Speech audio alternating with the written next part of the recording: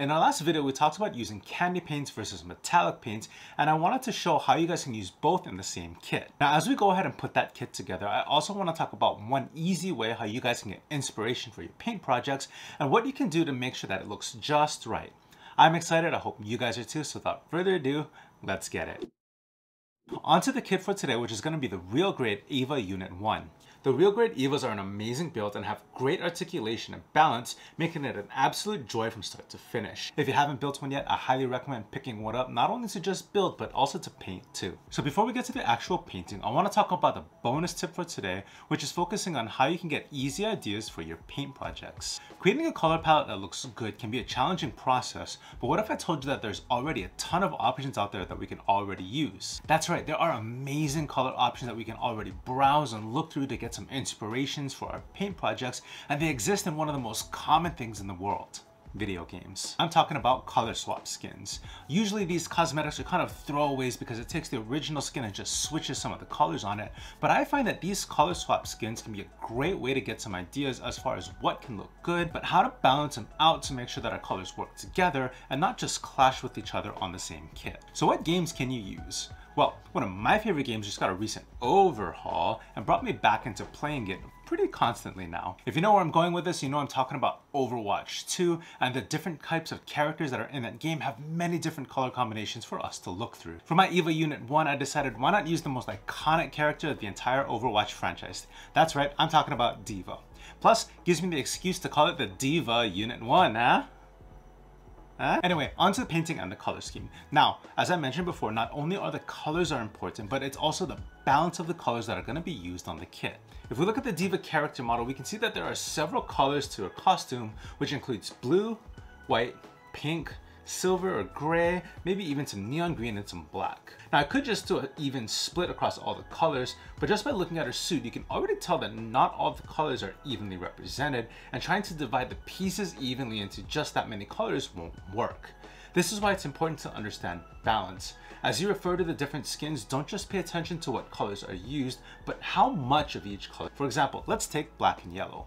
When a lot more black is used compared to the yellow becomes a highlighted accent and looks really good when we take a look at something like the Batman logo. However, when we take the black and yellow combination and we do something like a 50-50 split, we end up looking something kind of more like a honeybee.